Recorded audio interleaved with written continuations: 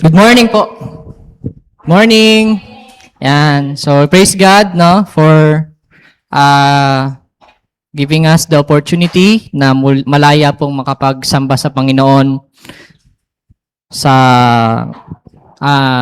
gitna ng maulan at mainit na panahon. Dun sa amin, maulan po yung weather, but dito po, mainit, no? Praise God for, again, another privilege na maimbitahan po muli na magbahagi ng salita ng Diyos. And I praise the Lord for meeting you again. So, dako po tayo agad sa ating pag-aaral ng salita ng Diyos. And let us take our Bibles, please, and open it in Acts chapter 7, verse 59 to 60. Kanina, ang ating pong scripture reading ay nag-start sa 54, but ang atin lang pong papasadahan na passage ay dalawa lang, 59 to 60. Okay? At sa ating pong pagsisimula, tayo po muna ay sumandaling manalangin. Let's pray. O aming dakilang Diyos, Ama naming makapangyarihan at kataas-taasan sa lahat. Kami po muli, Ama, ay nagpupuri sa inyo, Panginoon. Sumasamba at niluluwalhati ang inyong pangalan sa kalagitnaan po ng aming mga kapatiran. Salamat po sa binigay niyong pagkakataon sa amin na malaya po kami at mapayapang nakadalo sa simbahan na ito upang sumamba sa inyo at sa oras po na ito, Panginoon, ay makapag-aral at makapakinig ng inyong mga salita. Salamat po sa kalakasan, sa buhay, at maging sa kaligtasan, Panginoon, na ugat ng aming pong pagsamba sa inyo, Panginoon. At ngayon, Lord, we thank you for the spiritual blessing of your word, Lord, na aming pong pagsasalu-saluhan. Kaya, Panginoon, sa aming pong pag-aaral ng inyo pong salita, hinihiling po namin, napatawarin niyo po nawa kami, Panginoon, sa aming pong mga pagkukulang, anumang karumihan at pagkakasala na aming nagawa sa inyo. Linisin niyo po muli ang aming mga puso, Lord, at patawarin niyo po kami sa anumang kasalanang nakamit namin sa inyo, Panginoon. Nang sa gayon, ang aming pong pagsamba sa inyo, Panginoon, sa umagang ito, ay buong-buo po namin na maibigay sa inyo. At ito po ay tunay na maging katanggap-tanggap sa inyo pong harapan. Kasama na rin po nito, Ama, we continue to pray na bigyan niyo po kami ng wisdom at puspusin ng banal na spirito. Higit ang inyong tagapagsalita na gagamitin, Panginoon, ang sa gayon, tunay po naming maunawaan ang inyong pong mga salita na aming pong pagbubulay-bulayan sa umagang ito. At pagpalain niyo po at i-bless ang aming pong pag-aaral ng inyong salita. At tunay na ikaw lamang nawa, Panginoon, ang mabigyan ng mataas na kaluwalhatian, papuri at pagsamba. Ito pong lahat ang aming mga panalangin sa dakilang pangalan ng aming Panginoong Hesukristo. Amen and amen. So ang title po ng ating preaching this morning ay Stephen's Defense, a Faithful Witness Until the End. So ito po ang binigay sa akin na passage ni Pastor Milbre, no? Acts chapter 7. And pagkakaalam ko po ay gagawin niyo pong series yung Acts. Ano? Mag-start na po kayo sa Acts chapter 1 to saan po kayo nagtapos? But anyway, ito po yung nabigay sa akin na passage ni Pastor Milbre in Acts chapter 7. And our title for this preaching is Stephen's Defense, a Faithful Witness Until the End. No, mga kapatid, bilang mga disipulo ni Kristo, no, bilang church, we are commanded by God to go ye therefore and preach the gospel and make the nations Christ's disciple. And yearly po itong pinipreach, no, sa church. And to remind us of our mission here bilang mga Kristiyano, bilang church, bilang bride of Christ. And kapag naririnig po natin ang salitang mission, no, this is the month of mission. So pag kadalasan po pumapasok sa ating mga isipan ay mission trips, no? Pagpunta sa ibang lugar, pag-evangelize, pagbibigay ng mga Bible, pag-aakay ng tao kay Kristo. But in our preaching, ay gusto ko pong simulan natin ang ating preaching sa isang mahalagang katotohanan. Okay? The mission is not merely about going somewhere. No, but the mission is about being faithful to Christ wherever God has placed you and me. No? At yan po ang ating pagkakapare-pareho. Hindi po tayo lahat pupunta sa ibang lugar, sa ibang bansa, tatawid ng dagat para mag-missions or mag-preach sa malaking crowd. But lahat po tayo ay merong pagkakapare-pareho, no? At ang pagkakapare-pareho po natin ay we are commanded and called by the Lord. Tinawag po tayo na maging isang faithful witness. Faithful witness. Saan po? Where do we need to do it, no? We will do it sa bahay, sa trabaho, sa school, sa church, and sa ating mga community. Ayan. So, sa ating pong preaching, this morning ay magpo-focus po tayo sa isang tapat na lingkod, no? Ni Kristo, na buong tapang na humarap sa Jewish Council to make a defense against sa mga paratang po sa kanya at sa mga paratang sa kanyang pananampalataya kay Kristo. And we can read it in the book of Acts. So, let's proceed in our text, no? Acts chapter 7, ang nagsulat po nito ay walang iba kundi si Dr. Luke the physician. And the book of Acts talks about the acts of the apostles. Kung ano ba ang ginawa ng mga apostol after na mag-ascend ni Jesus sa langit. At ito rin po natin makikita yung kapanganakan ng church, ng early church. At yung pag-spread ng gospel further from Jerusalem, from Judea, from Samaria, and even to the Gentiles na katulad natin. And now, we will start our preaching by knowing Stephen. No? Stephen. So, marahil ang iba po sa atin kilala na si Stephen sa Bible. He is a courageous deacon ng church. No? And his story starts at chapter 6. Chapter 6. So, balikan po muna natin yung kanyang istorya sa chapter 6, no? Binigay po sa akin ni Pastor Milby ay chapter 7, but his story starts and the background starts at chapter 6. So, dito po sa early church, in chapter 6, ay nagkaroon po ng problem. So, medyo punta lang po tayo muna sa ating pong background, no, in context. This is a historical narrative, kaya please be patient, ano. So, ayan, in chapter 6 ng Book of Acts ay mababasa natin dito na nagkaroon ng problem and reklamo na nagmula sa mga Hellenistic Jews. Pag sinabi po natin Hellenistic Jews, ito po yung mga Hudyo na hindi po sila native speaking, no, ng Aramaic, but yung salita po nila ay Greek. Na-impluwensyahan sila ng kultura ng mga Griego.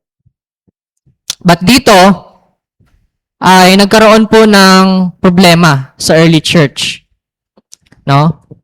At tinitreat ng mga pure na native speaking Jew ang mga Hellenistic Jews as outsiders, no, nagkakaroon ng prejudice, may nangyayaring prejudice sa simbahan. And especially sa mga byuda, sa mga widows. So, ang nangyayari po dito, sa Acts chapter 6 verse 1 down to verse 6, ay nagkaroon po ng reklamo na ang mga Hellenistic na widow ay hindi na napapabayaan, no, sa daily distribution. And they were treated as outsiders and nakast aside po sila. No? Kaya ang ginawa po ng mga apostol, pumili sila ng 7 men. No? 7 lalaki na may mabubuting reputasyon, puspos ng banal na spirito at karunungan. At interestingly, ang pangalan po ng mga lalaking ito ay Stephen, si Philip, si Prochorus, si Nicanor, si Timon, si Parmenas, at si Nicolas. 7. No? At ito pong mga 7 names ay mga Greek names. Hindi po ito mga panghudyong pangalan. Now, In Acts chapter 6, mababasa natin si Stephen. Si Stephen. So isa po si Stephen sa 7 lalaki na napili para maging isang mapunta sa serving table or maging isang deacon, okay, ng church. So tignan po natin si Stephen. So hindi po lang si Stephen mahusay sa practical ministry, but siya rin po ay dinescribed in Acts chapter 6 verse 5 na a man full of faith and of the Holy Spirit. No? Sa kabila po na hindi pagiging apostol din ni Stephen, ay it is interesting to know na kaya niya pong mag-perform ng signs and wonders gaya ng mga apostol. So even though hindi siya apostle, so binigyan siya ng permiso ng Panginoon to perform signs and wonders. And here, si Stephen, hindi niya, dahil sa, despite being a deacon, no, na mostly ang gumagana sa ministry ay mga kamay to serve, no? But here, Stephen, hindi niya masarado ang kanyang bibig sa pag-share tungkol kay Kristo. So dahil doon, sa pangangaral niya tungkol kay Kristo, may mga taong nakikipagtalo sa kanya. No? Ngunit, hindi po nila kayang talunin ang kanyang wisdom. And dahil dito, na hindi matalo nila si Stephen sa kanyang wisdom, so they perform corrupt means, no? Gaya ng ginagawa ng mga wicked men. They perform corrupt means. Pinaratangan nila siya ng mga false accusation, no? So dinala po siya sa konseho, sa council, at siya po ay inakusahan ng blasphemy, no? Laban kay Moses, laban sa Diyos, sa templo, and sa law. Okay? So, 4 po na paratang ang naranasan ni Stephen.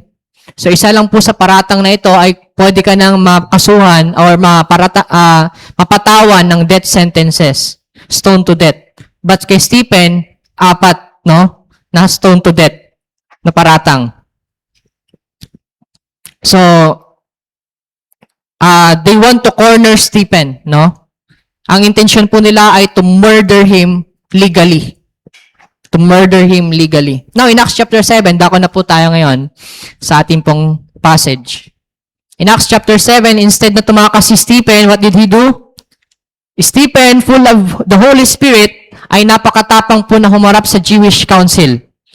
At nagbigay po siya ng defense or yung tinatawag po natin na apologetics. Narinig niyo na po yung word na yun, apologetics. No, against sa mga paratang sa kanya. Now, and interestingly, nang tignan po nila si Stephen ng Jewish Council, ano nakita nila? No? Isang maamong muka. At dinescribe po siya dito as if meron siyang face of an angel. Ano? And after that, he began his defense. And ayan, so he looks back to the past, sinalaysay niya yung mga nangyari sa Israelites, yung katapatan ng Panginoon, but ang patuloy na pattern na ginagawa ng mga Israelita, nagpadala ang Panginoon ng lingkod, but they reject and they even killed those people na pinadala ng Panginoon. And after these things na sinabi ni Stephen, he looks to the council, the elders, no? At in verse 51 ng chapter 7 to 53, sinabihan ni Stephen, itong mga Jewish council na you stiff-necked people. No? You stiff-necked people, kayong matitigas ang ulo. So dito po ang nangyari, the accused become the accuser. No? Sinabi po ni Stephen dito na sila ang nag-commit ng blasphemy. No? Sapagkat they are, inuulit po nila ang ginawa ng mga ninuno nila. No? Patuloy na ni-reject at pinatay ang pinadala ng Panginoon na lingkod, which is ang tinutukoy ni Stephen naman in this time ay ang Panginoong Hesukristo. And instead na sila po ay magsisi, verse 54, they were enraged, no? And after that, Stephen was killed by these people. no? So ito po ang martyrdom ni Stephen.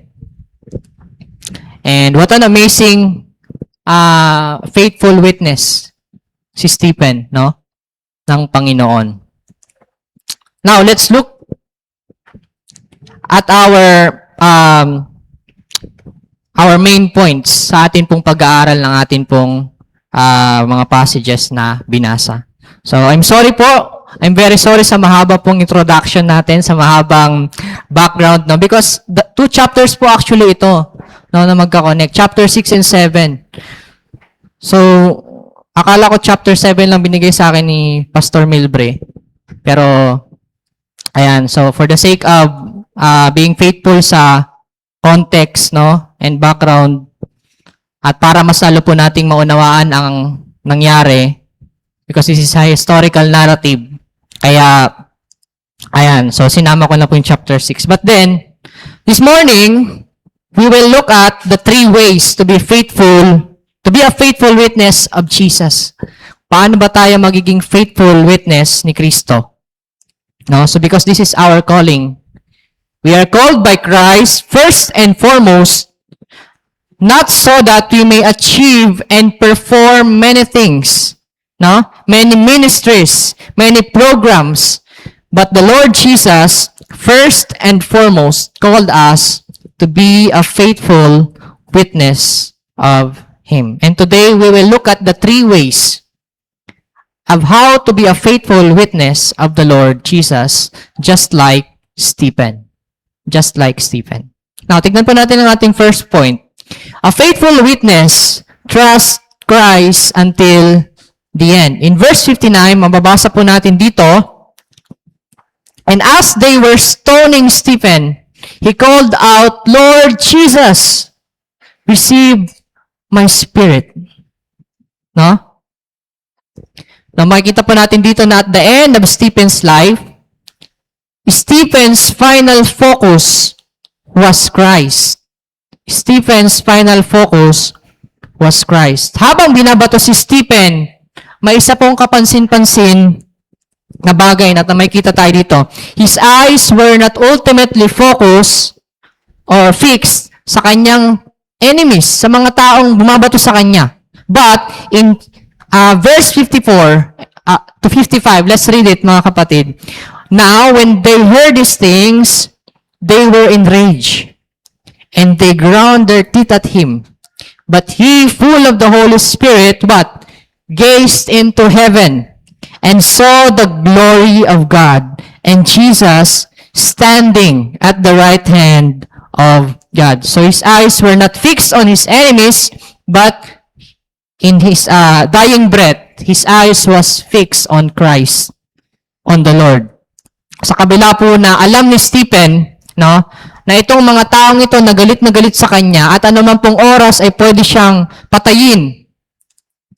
So instead, na ang una po niyang gawin ay humanap ng exit para makalabas, no? Or tumingin sa kaliwa or sa kanan,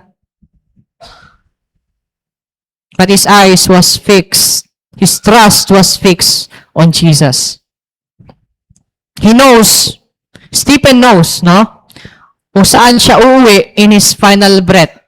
And it is the same for us. It is in the arms of his Master and Lord.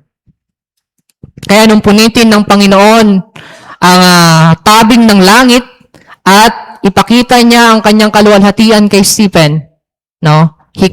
Stephen cried out with a loud voice, Lord Jesus! Lord Jesus. Now, it is a personal declaration of his relationship of being a faithful servant to Christ, his Master. Kumusta po ang ating pagtitiwala sa Panginoon? No?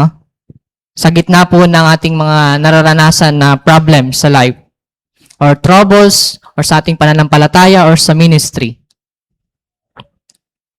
Tayo po ay madalas na napapaligiran at napapalibutan po ng mga panganib. Ano? At ang agad po na ginagawa natin minsan ay napupuno po ang ating puso ng panic, ng anxiety. But dito, si Stephen, no? Despite sa mga mob na nais po siyang patayin, ang kanya pong ultimate focus, ang kanyang unang hinanap ay walang iba kundi si Kristo. He said, Lord Jesus. Ano pa sabi niya dito? Receive my spirit. So this is Stephen's assurance of being with Christ sa kanya pong kamatayan. No? Pinapakita po dito ni Stephen ang kanyang pagtitiwala na kung siya man ay mamatay, in his dying moment, ay uuwi siya sa piling ni Kristo. Stephen knows that this is the end of his life. No? He accepted the outcome sa ginawa niya alang-alang kay Kristo. And in that moment po, wala po siyang kawala sa bingit ng kamatayan. Because he knows na nang dinala siya ng mga tao doon sa korte na iyon, ay hindi po para i-clear ang kanyang pangalan. No? Ang mga paratang sa kanya. But magkakasabwat po yung mga taong doon and they want to legally kill Stephen and murder him. No, alam niya na napapatayin siya in that court, but he still choose to go. Hindi na siya nagpumiglas. But in that moment, knowing all these things, since he is filled with the Holy Spirit, nagbigay siya na nagbibigay sa kanya ng katapangan na maibahagi po si Kristo. He accepted the outcome sa ginawa niya alang-alang kay Kristo. And in that moment, wala siyang kawala sa kamatayan. At ang ginawa niya, his only hope is Christ. He looked at the heavens, no? Anong pakita ng Panginoon ng kanyang sarili? He sees the glory of the Lord. And Jesus, what? Standing for him. Napakaganda po ng sinabi dito ni Luke na pagka-describe kay Jesus. He is standing. He is not sitting. Di ba kapag dinidescribe si Jesus na nag-ascend sa langit, ang palaging sinasabi, He was seated at the right hand of the Father.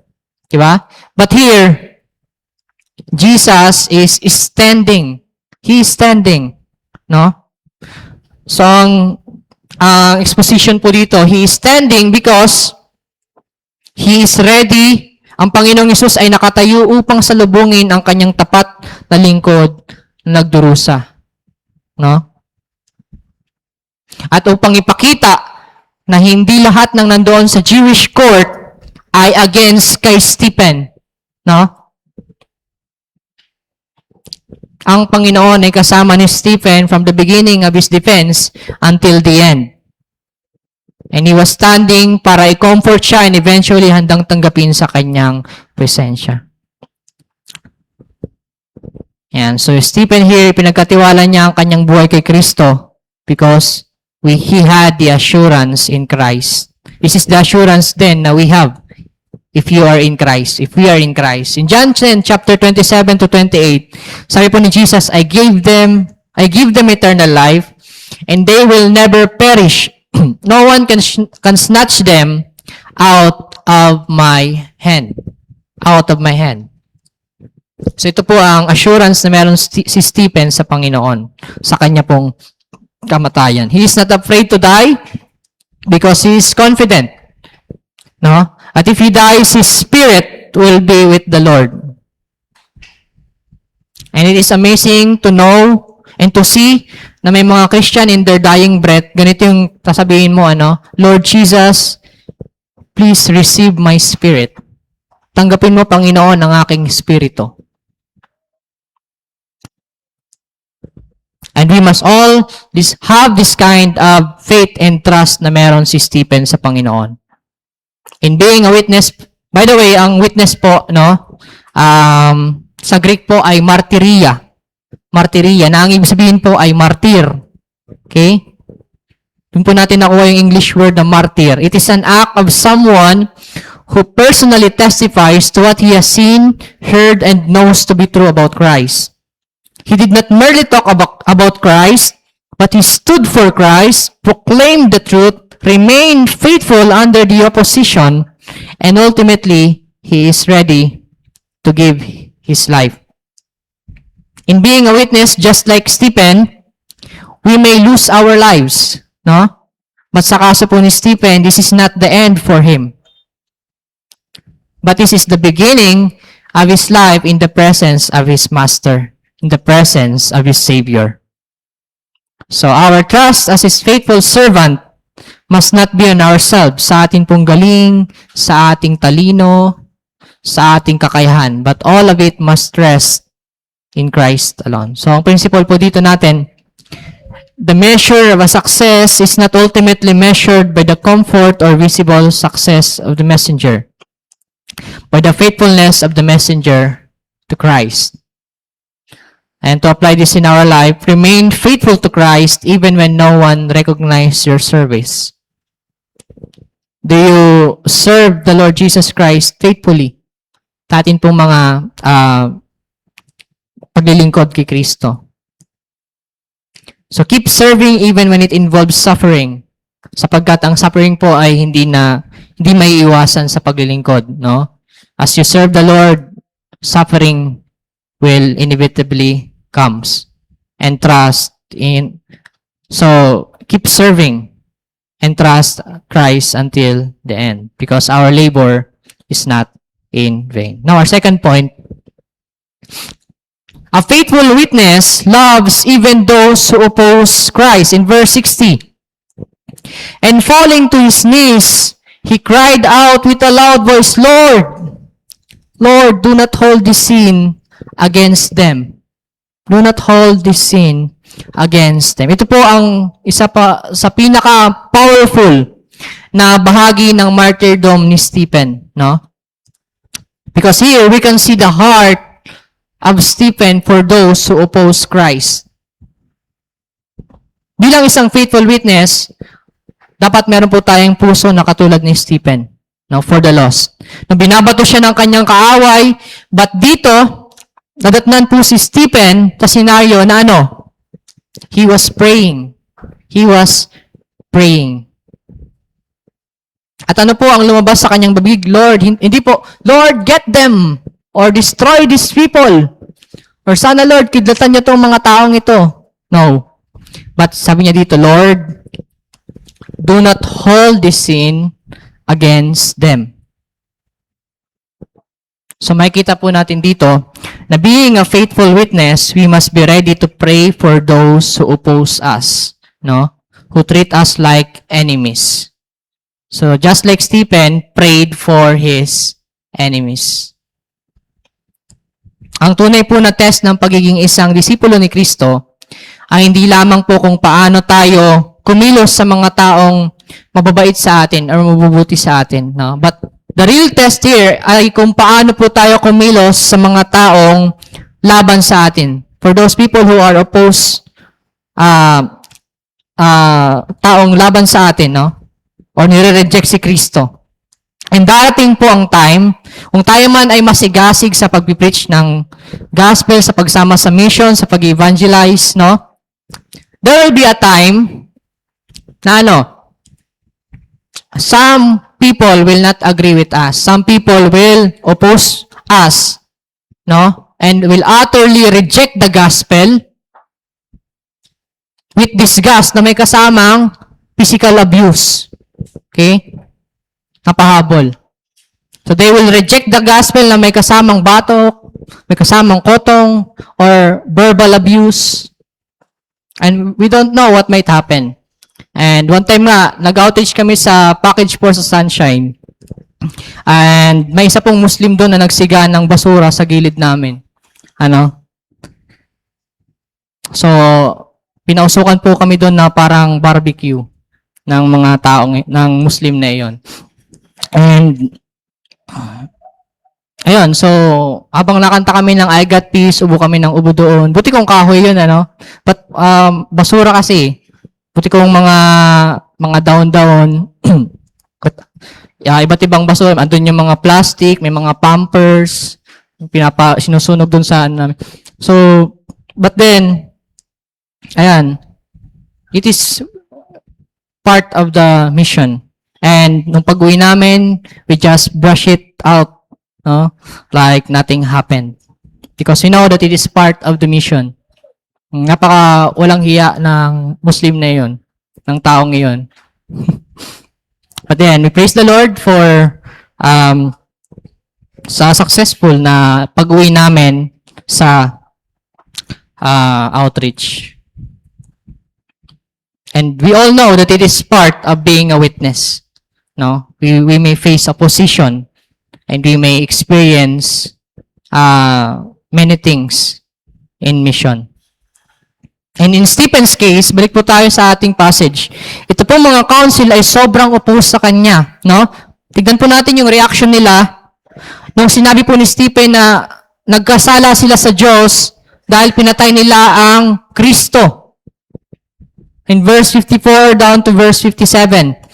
Sabi po dito, now when they heard these things, what?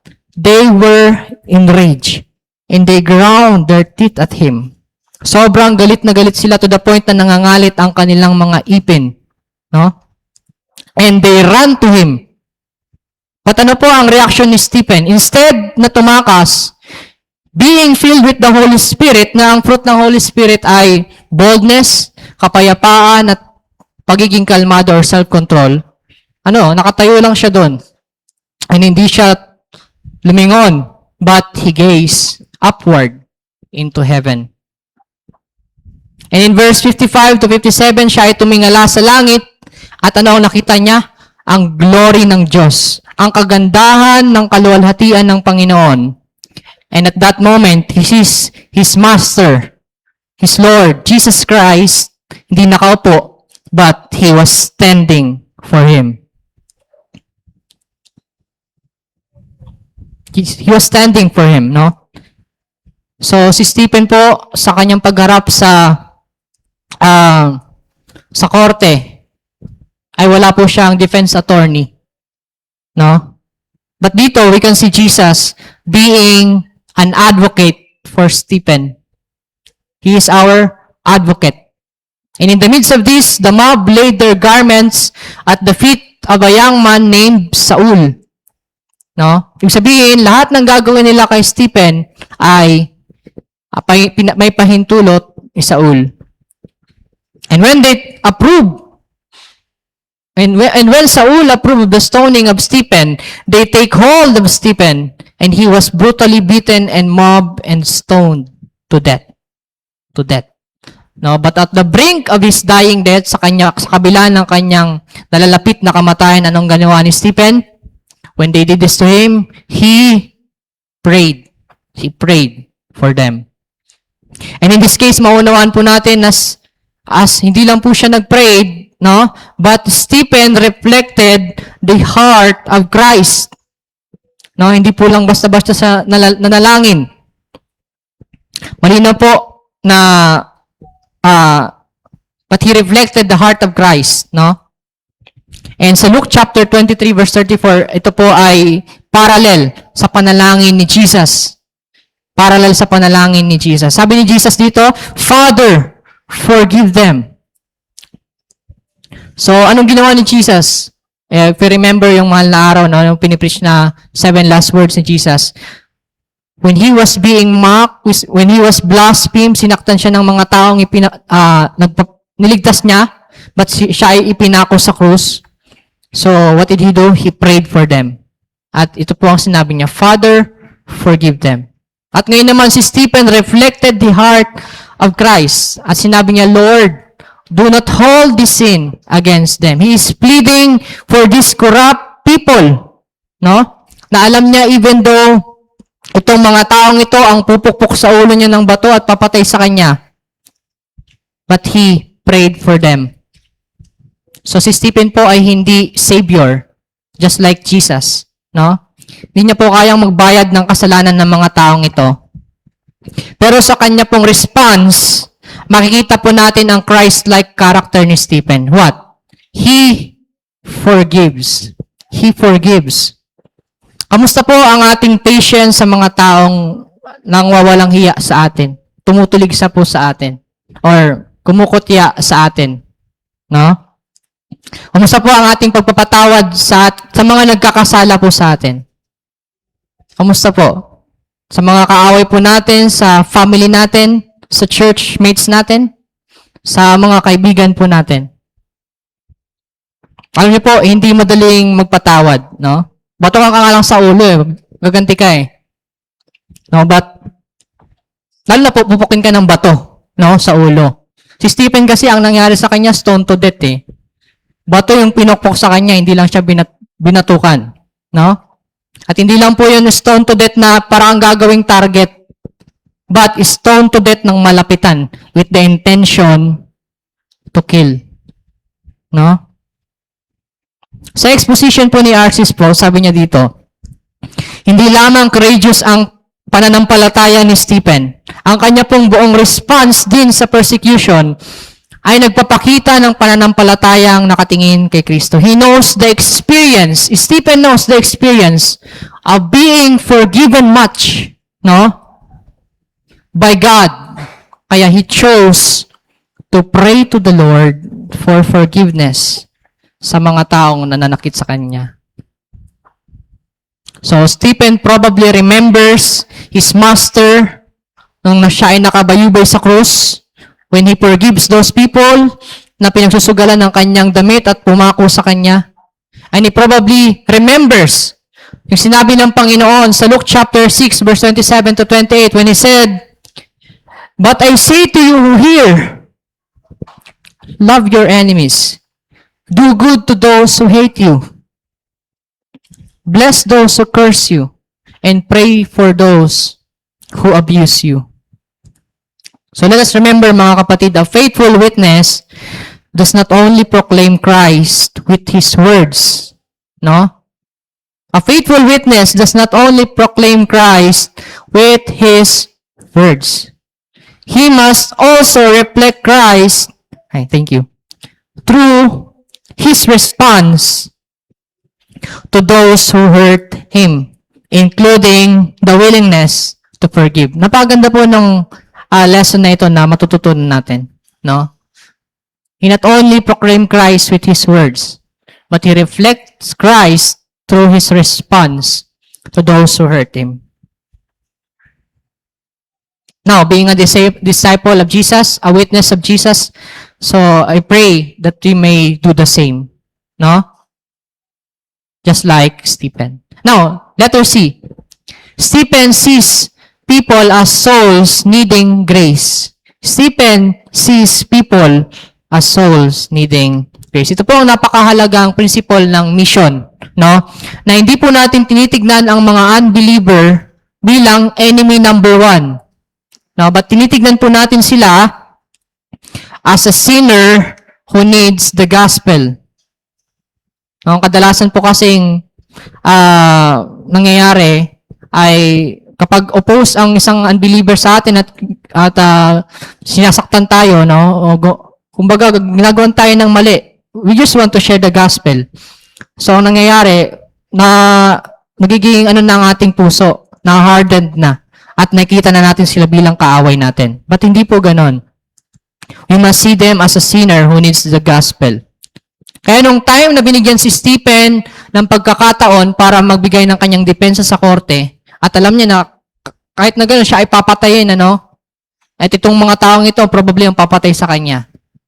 But, anong ginawa niya? Shinare pa rin niya ang gospel. Sinare niya si Jesus sa kanila. And his ultimate purpose is not ultimately to clear his name, but to share the gospel. And hopefully, they may believe on Christ. No? Hindi po natin titignan ang mga unbeliever bilang mortal na kaaway or kung ano man, but we see them as a sinner who needs the gospel. Just like us. Just like us who needed grace too. So, hindi po tayo naligtas ng Panginoon because we are good, mabuti tayo, o mas matalino tayo, or deserving tayo.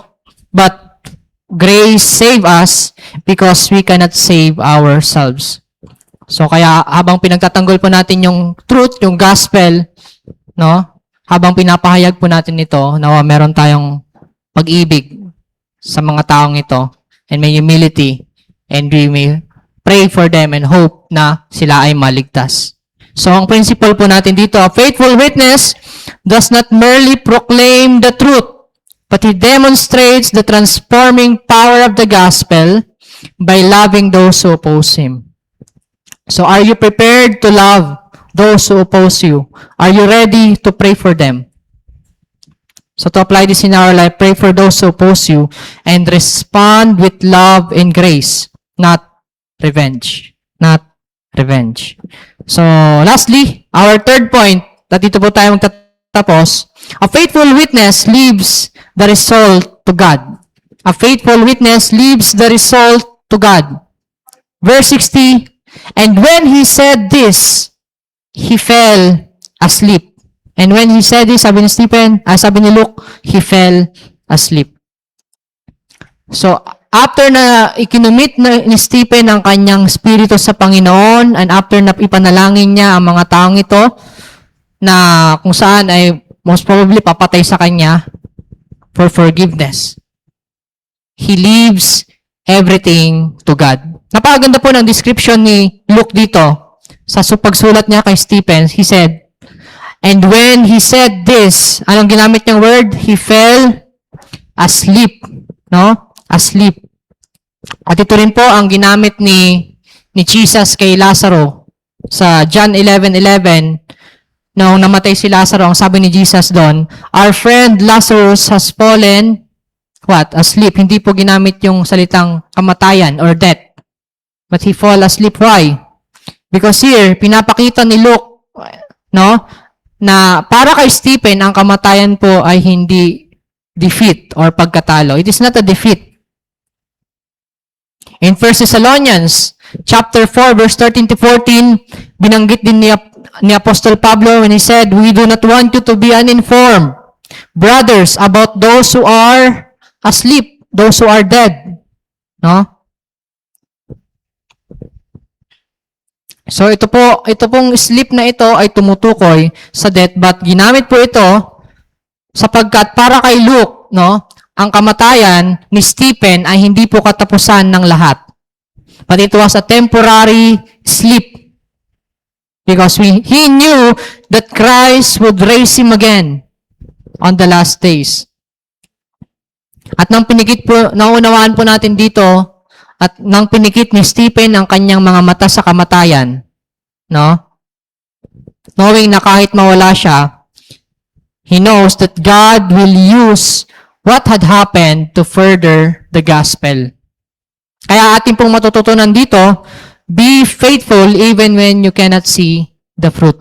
Just like Stephen, na naging tapat as he fell asleep, knowing even if hindi niya alam kung anong mangyayari after mamatay niya, but he knows that God will use it to further the gospel. So in the ministry po, and this is the truth, na most of the time, people are impatient na magkaroon ng agad ng bunga ang kanila pong ministeryo. No? Most ministers. So, probably, most of the ministers, no? At dahil dito, anong ginagawa nila? So, they perform carnal means para magkaroon agad ng bunga yung kanilang mga ministry because they are too impatient. They want to see fruits. They want to see fruits, bunga ng kanilang mga ministry. At sa iba naman po, dahil sa sobrang nilang, nakikita nila yung ministry nila na parang walang bunga. No? Parang ganun pa rin. Parang walang pinagbago. They are easily discouraged sa ganoon. Pero nung si Stephen ay namatay nang hindi niya nakikita ang bunga ng kanyang ministry, but hindi po ito ibig sabihin na walang kabuluhan ng kanyang paglilingkod. If we read Acts chapter 8 to 9, next week siguro pag-aaralan niyo yun by Pastor Milbre, ay mababasa po natin doon na patuloy na umusad ang gospel. No? The people become courageous, lalo na sa pag-share ng gospel because they see the life of Stephen. No? Nabasa natin dito na in Acts chapter 7, si Paul, na dating persecutor. In Acts chapter 9, we can see the new Apostle Paul, no? Na tagapamalakay ng ebanghelyo sa mga hintil. So, atin pong maunawaan dito na Stephen died Saul continued and the gospel advanced. No? Though we can see the fruit of our ministry, but we know that God will use it sovereignly, no, to further advance His plans, His kingdom dito sa lupa. Kaya kung frustrated man tayo sa church or sa mga ministry po natin, no, na parang walang bunga, walang pinagbago, ganun pa rin, or parang mas lumalala, do not be discouraged, but the lesson that we can learn is remain faithful. Remain faithful, just like Stephen. Now, letter B, God continues the mission. We can also learn that if we leave everything to God, God will continue the mission. Pagkatapos na namatay ni Stephen, hindi po natapos ang mission. But in Acts chapter 8 verse 1, nagsimula po yung persecution, nangalat yung mga believers, no? Sa tingin po nila, disaster yon. Pero ginamit yun ng Panginoon para mas lalong yung persecution na yun na dapat ay magpapatahimik sa simbahan, but God used it as an instrument to further the gospel, no, sa ibang mga lugar. And this is the sovereign act of God. So naalala ko po yung sinabi ni Joseph in Genesis chapter 50 verse 20. Sabi niya dito, you meant evil against me, but God meant it for good. God meant it for good. It seems evil iyon sa paningin ng mga tao na si Stephen ay namatay, no? And the Jewish Council of Kangaroos ay meant it for evil to kill Stephen, no? But despite all of that, God meant it for good, no? So kaya dapat nating maunawaan that God is in control of everything and God is responsible for the outcome. And we are responsible for obedience and to be faithful to God on what He has called us to do. And it is to be a faithful witness of His very gospel. Kaya ang principle po natin dito, our responsibility is faithfulness. No? The result belongs to God. The messenger may die, suffer, or disappear, but God's mission continues. God's mission. To apply this in our life, let us serve even when you do not see the result, no? Nakakapagod maglingkod. Yes. At lalo na kung maraming mga trials, mga sufferings, maraming umahadlang. But let us serve even when you do not see the result. Let us serve faithfully. Let us preach even when few people listens. I hope you are listening right now. Okay? Let us preach or let us share the gospel even if they don't listen. No? Make disciples even when growth is low. And pray even when the answer takes time. Because true success is remaining faithful to God until the end. Just like Stephen. Just like Stephen. No? Stephen finished his race. Stephen kept his faith. Stephen left the result to God and the gospel advanced. The gospel advanced. So, for our conclusion, dito po tayong katapos. Mga kapatid, just like Stephen, let us remain faithful to Christ. Let's trust Him even in suffering, rejection, and death. No, our mission is not to make our name great, but to make Christ known. And our victory is to be found faithful until the end. Is to be found faithful until the end. So, sabi sa Revelation chapter 2 verse 20, be faithful unto death, and I will give you the crown of life. This is our reward na matatanggap when Jesus says, welcome, pumasok ka sa aking kaharian, thy good and faithful servant. So, our calling, mga kapatid, again, sa ating mission ay hindi maging magaling, hindi maging talented. Though praise the Lord for kung ikaw ay talented, no? Kung meron kang ganung katangian. But ultimately, our calling is to be faithful witness and to be a faithful servant of Jesus until the end of our lives. Let's pray. Panginoong Diyos, salamat po sa mga paalala ninyo sa umaga pong ito, Panginoon. Ito po ay hindi nagkataon. ito po ay mga paalala ninyo, Panginoon, sapagkat this is what we need to hear, Panginoon. And this comes from you. Thank you, Lord, for reminding us. Thank you for your grace. Thank you for your faithfulness sa buhay ni Stephen, Panginoon, na nagiging example sa amin to also be faithful witness. Give us courage, Panginoon, to do so. And give us the ability to obey you and to be a faithful witness, Panginoon. In the gospel na ipinagkatiwala niyo po sa amin. So, pagpalain niyo po ang mga salita ninyo sa puso ng aking mga kapatiran na nawa, Panginoon, sa kanilang paglabas sa bulwagan na ito, ay hindi po nila ito makalimutan. But ito po ay kanilang may pamuhay at maalala, Panginoon. Salamat po sa mga mapagmahal ninyong paalala sa amin. Purihin ka, Panginoon, sa umaga pong ito. Sa iyo po ang kaluwalhatian, ang papuri at pagsamba. Ito lamang po ang aming panalangin sa pangalan ni Jesus. Amen and amen.